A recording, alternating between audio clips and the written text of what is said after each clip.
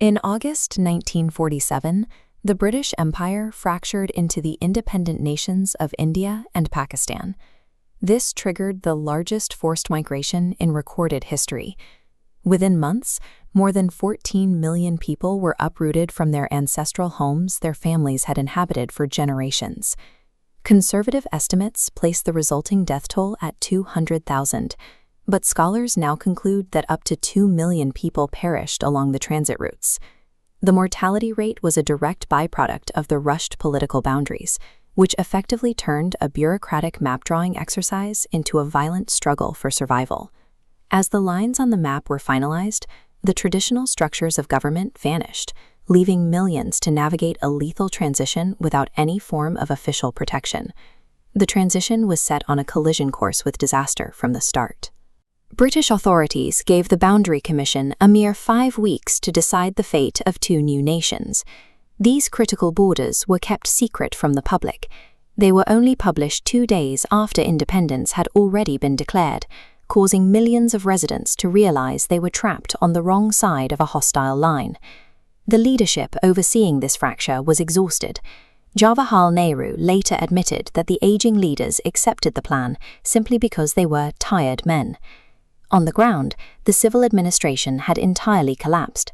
In many districts, local police forces refused to intervene in the violence or actively collaborated with mobs targeting minority communities. This lack of authority was made more dangerous by the presence of nearly 1 million soldiers recently demobilized after World War II, many of whom brought their combat experience and weapons into sectarian gangs. The combination of secret borders, a missing police force, and a militarized local population guaranteed that the migration would devolve into a slaughter. The nature of this collapse varied by region. In Bengal to the east, the long partition was defined by a staggered migration and economic displacement that continued for decades. In the capital of Delhi, 500,000 Muslim residents fled the city, while 500,000 incoming Punjabi refugees occupied their historic quarters, turning the city into a sprawling network of camps. But the epicenter of the nightmare was the Punjab, where the transition became a campaign of rapid and retributive ethnic cleansing. The violence here began months before independence. In March 1947, massacres in the Rawalpindi district left up to 8,000 dead, serving as a terrifying prelude to the coming summer. By August, coordinated military-style attacks targeted refugee trains. Thousands of passengers were hacked to death in single incidents as critical transit routes were transformed into traps. With the state absent, geography and the mechanics of flight became the primary factors in determining who lived and who died.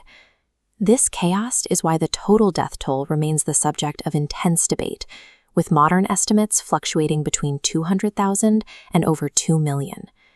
These figures are difficult to verify because the administrative machinery that would normally record deaths, police stations, hospitals, and local registries, had completely broken down.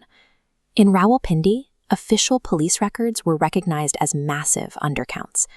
Entire families were wiped out, leaving no one alive to even report the deaths. Researchers now compared district-level census data from 1931 and 1951 to track where people actually went. This modeling reveals a terrifying discrepancy, a gap of 3.4 million missing individuals who left their homes but never arrived.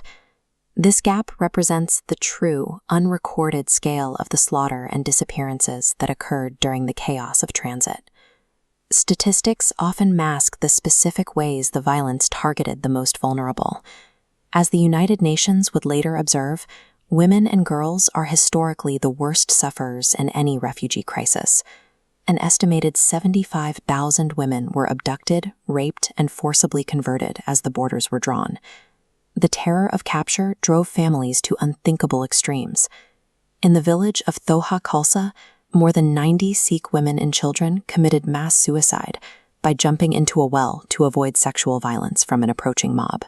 There Bahadur Singh, who was 14 at the time, witnessed his own father execute his 16-year-old sister, Man Kaur, to protect her from the mobs they believed were just minutes away.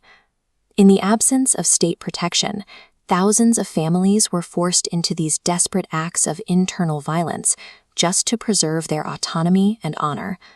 The survivors faced a long recovery.